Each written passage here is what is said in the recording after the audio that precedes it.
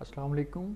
जो टॉपिक हम डिस्कस करने जा रहे हैं वो है comparison in Java and C sharp. Java Sun Micro Systems ने रिलीज़ की थी 1995 में, और इसको बनाने का जो मेन मकसद था वो ये था कि ये डिफरेंट ऑपरेटिंग सिस्टम्स पे रन हो सकेगी। सी शार्प माइक्रोसॉफ्ट ने जब फर्स्ट वर्जन डॉट नेट का इनिशिएट किया था 2002 में, तब रिलीज़ की गई थी। और ये जो जावा और सी शार्प हैं, ये दोनों pure object oriented programming languages हैं। जावा और सी शार्प में कुछ सिमिलैरिटीज़ हैं, सब हम इनको वन बाय वन देखते हैं। हम जितने भी ऑब्जेक्ट्स बनाते हैं, इंस्टेंस क्रिएट करते हैं क्लासेस के, वो सारे डायनेमिकली क्रिएट होते हैं और वो हीप पे उनको मेमोरी एलोकेट होती है। हीप पे बनाने के लिए, इंस्टेंस क्रिएट करने के लिए आपको न्यू का कीवर्ड यूज़ करना पड़ता है, और आप इनको डॉट ऑपरेटर के ज़रिए एक्सेस करते हैं, बिल्कुल इसी तरह जिस तरह आप किसी स्टैक से किसी को एक्सेस कर रहे होते हैं। और इनको डिलीट करने की ज़रूरत नहीं होती, क्योंकि जावा और सी शार्प ने एक ऐसा फीचर इंट्रोड्यूस करवाया हुआ है जो कि इन जितने भी इंस्टेंस क्रिएट किए जाते हैं उनको एक स्कोप के बाद उनको वो डिलीट कर देता है ऑटोमेटिकली, और इसको हम गार्बेज कलेक्शन कहते हैं। गार्बेज कलेक्शन की हमें ज़रूरत क्यों पड़ी? जितने भी हम इंस्टेंस क्रिएट करते हैं वो सारे हीप पे बनते हैं, तो अगर हम इनकी मेमोरी की जो मैनेजमेंट अगर हम करना चाहेंगे तो वो हमारे लिए बहुत मुश्किल हो जाएगा। गार्बेज कलेक्शन की हम एक एग्जांपल देख लेते हैं। यहाँ पर हमने एक क्लास क्रिएट की है जिसका ये कंस्ट्रक्टर है। अगर हम क्लास के नेम के साथ हम अगर इस तरह इंस्टेंस क्रिएट करना चाहेंगे तो ये ऐसे नहीं होगा, क्योंकि यहाँ पर हम इसको न्यू का कीवर्ड यूज़ नहीं कर रहे, और न्यू का कीवर्ड यूज़ करेंगे लाइक दिस। ये हमारी क्लास का नेम है, ये हमने नेम रखा हुआ वेरिएबल का। न्यू का कीवर्ड यूज़ करेंगे तो हमारे पास ये इसका इंस्टेंस क्रिएट हो जाएगा और इसको हीप पे मेमोरी एलोकेट हो जाएगी। हम इसको जो भी हमने इंस्टेंस क्रिएट किया हम उसको इस तरह डिलीट नहीं कर सकते। अगर हम डिलीट करेंगे तो कंपाइलर जो है उस पर एरर देगा। जावा और सी शार्प दोनों प्योर ऑब्जेक्ट ओरिएंटेड लैंग्वेजेस हैं। इनमें हम user defined data types create कर सकते हैं जिन्हें हम क्लास कहते हैं, और जिनका हम इंस्टेंस क्रिएट कर सकते हैं और उनको यूज़ करने के लिए हम इसमें ऑब्जेक्ट ओरिएंटेड हमें फैसिलिटी प्रोवाइड करती है एक्सटेंड करने की क्लासेस को थ्रू इनहेरिटेंस एंड इंटरफेस। हम जितनी भी क्लासेस क्रिएट करते हैं जावा और सी शार्प में, वो एक क्लास से इनहेरिट हो रही होती हैं बाय डिफ़ॉल्ट, जिसे हम ऑब्जेक्ट क्लास कहते हैं। हम मेथड्स को, जितने भी हमारे मेथड्स हैं, हम इनको ओवरराइड कर सकते हैं डिराइव्ड क्लास में। इंस्टेंस की हम कास्टिंग कर सकते हैं, जैसे हम फॉर एग्जांपल जैसे हम डाउन कास्टिंग करते हैं। ऑब्जेक्ट ओरिएंटेड प्रोग्रामिंग का एक जो हमें बहुत बड़ा बेनिफिट है वो ये कि हमें डाटा सिक्योरिटी प्रोवाइड हो जाती है। हम जब पब्लिक, प्राइवेट और प्रोटेक्टेड हम ये यूज़ करते हैं तो हम डाटा सिक्योरिटी में प्रोवाइड होती है। इससे हम ऑपरेटर ओवरलोडिंग कर सकते हैं ऊप के ज़रिए, और एक्सेप्शनल हैंडलिंग के हमें बहुत अच्छे कैपेबिलिटीज़ मिलती हैं यहाँ से। सी शार्प और जावा सिंगल इनहेरिटेंस को सपोर्ट करते हैं। मींस दैट अगर आप इनहेरिटेंस करना चाह रहे हैं जावा और सी शार्प में, तो आप सिर्फ एक बेस क्लास से इनहेरिट कर सकते हैं। लेकिन अगर आप इंटरफेस इम्प्लीमेंट करना चाहते हैं तो आप मल्टीपल इंटरफेस इम्प्लीमेंट कर सकते हैं।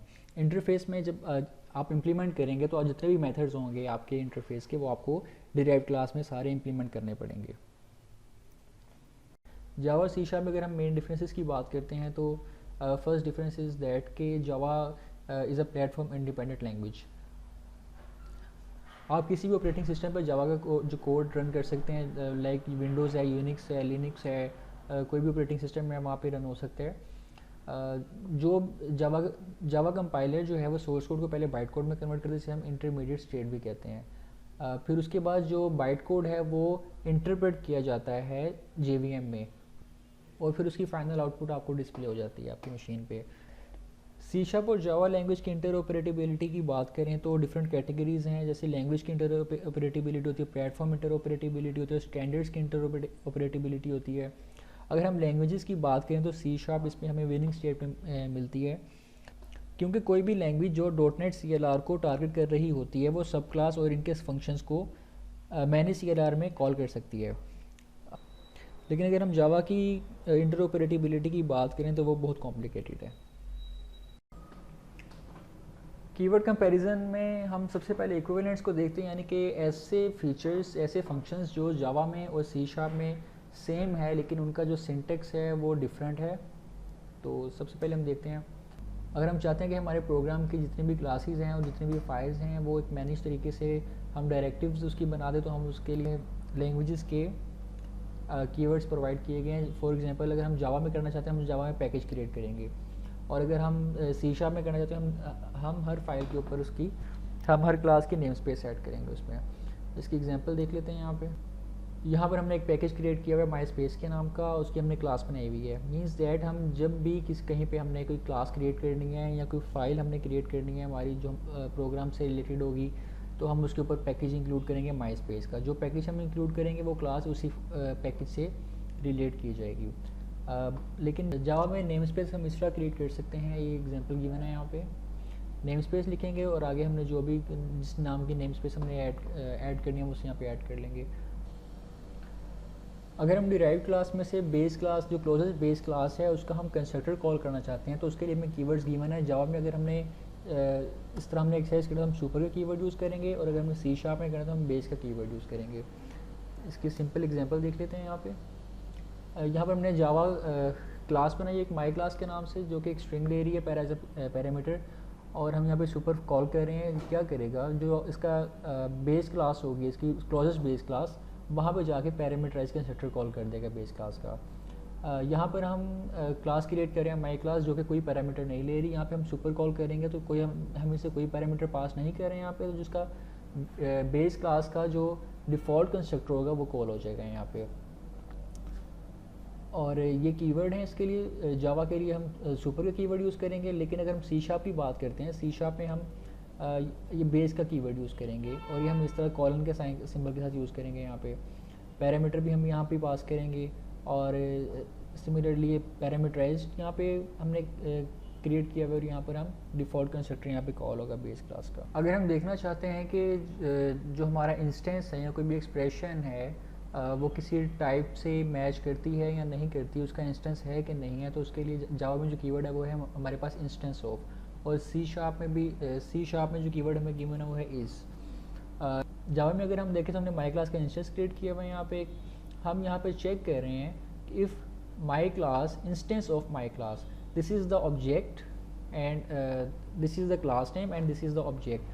हम चेक कर रहे हैं कि जो हमारा ऑब्जेक्ट है वो इस क्लास का है कि नहीं। अगर तो वो इस क्लास का होगा सेम क्लास का, तो वो एग्जीक्यूट हो जाएगा और हमें ट्रू रिटर्न करेगा।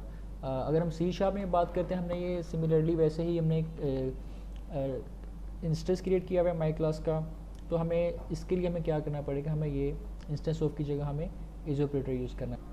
अगर हम चाहते हैं कि हमारी कोई भी जो वैल्यू है हम उसे हम रीड ओनली कर लें, कांस्टेंट कर लें, हम उसको डिक्लेयर करें वैल्यू को और इनिशियलाइज़ करें, और हम उसको बाद में चेंज ना करें, ना कोई और करे, हमारी अगर ऐसी कोई लॉजिक है, तो हमें इसके लिए जो जावा में कीवर्ड गिवन है कॉन्स्ट है, और जो सी शार्प में कीवर्ड गिवन है वो है रीड ओनली। जावा में हमने एक इंटीजर क्रिएट किया हुआ है कॉन्स्ट इंट, इसको हमने पहले डिक्लेयर किया, फिर हमने इसको इनिशियलाइज़ कर दी थी स्टेटमेंट में, और हमने इसको इनिशियलाइज़ किया कॉन्स्ट के साथ। ये हमारे पास लीगल इनिशियलाइजेशन है। लेकिन अगर हम इसे बाद में चेंज करना चाहते हैं तो हम इसे चेंज नहीं कर सकते, वो इलीगल है, क्योंकि हमने इसको कॉन्स्ट रखा हुआ है। और इसी तरह सी शार्प में अगर हम इसको करना चाहते हैं, हमें कॉन्स्ट के बजाय हमें रीड ओनली का कीवर्ड यूज़ करना पड़ेगा। हमने इसको यहाँ पर भी पहले डिक्लेयर किया, फिर इनिशियलाइज़ किया, और अगर हम इसको भी यहाँ पर चेंज करना चाहेंगे तो वो हमारे कंपाइलर वहाँ पे हमें एरर देगा। अगर हम ऐसी फंक्शनैलिटी चाहते हैं कि हमारी क्लास को या किसी मेथड को कोई डिराइव ना कर सकें, ओवरराइड ना कर सके, तो हम उसके लिए कीवर्ड्स हमें गिवन है। जावा में हम कीवर्ड यूज़ करेंगे फाइनल, और सी शार्प में हमें इसके लिए कीवर्ड गिवन है। जावा में अगर हम एग्जांपल देखें, हमें कीवर्ड गिवन है फाइनल, पब्लिक फाइनल क्लास ए, हमने क्लास बनाई है। अब हम इसे इनहेरिट नहीं कर सकते। जावा में इनहेरिट करने के लिए हमें एक्सटेंड का कीवर्ड यूज़ करना पड़ता है। हम इसको यहाँ पे एक्सटेंड करेंगे तो वो एरर आ जाएगा, इलीगल अटैम्प्ट है ये हमारे पास। और अगर इसी तरह सी शार्प में अगर हम इसको करना चाहेंगे तो हम फाइनल की जगह हम सील्ड का कीवर्ड यूज़ करेंगे। और इसी तरह अगर हम इसको इनहेरिट करेंगे, यहाँ पे इनहेरिट सी शार्प में इनहेरिट करने के लिए हमें कॉलन का सिंबल यूज़ करना पड़ता है। इनहेरिट करेंगे तो हमारे पास अगेन इलीगल अटैम्प्ट होगा।